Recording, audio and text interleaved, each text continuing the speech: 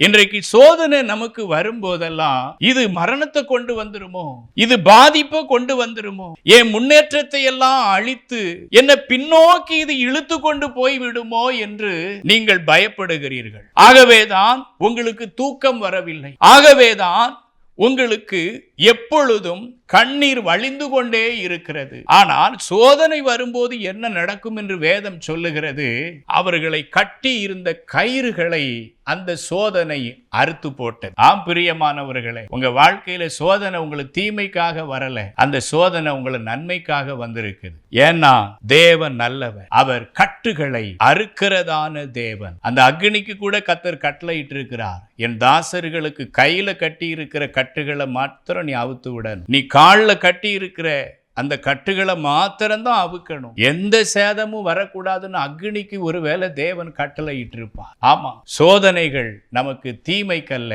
நம் சோதனைகள் நம்முடைய கட்டுகளை அறுத்து விடுகிறது. சோதனை வந்தா எல்லாத்துக்கும் பலவீனம் ஏற்படும். சோதனை வந்தா ஒரு 10 வருஷம் பின்னாடி போயிருவாங்க முன்னேற்றத்துல. ஆனா தேவ பிள்ளைகளுக்கு சோதனை வந்துச்சுன்னா ஒரு பெரிய உயர்வு தான். சோதனை எப்பவுமே நமக்கு நன்மைக்காகவே தேவன் நமக்கு அதை அனுப்புகிறார், அதை அனுமதிக்கிறார். ஆகவே சோதிக்கப்பட்டு கொண்டிருக்கிற சகோதரனே, சோதிக்கப்பட்டு கொண்டிருக்கிற சகோதரியே, சோதிக்கப்பட்டு கொண்டிருக்கிற இளம் தம்பியே, அருமையான தங்கச்சியே, நீங்க கவலைப்படாதீங்க.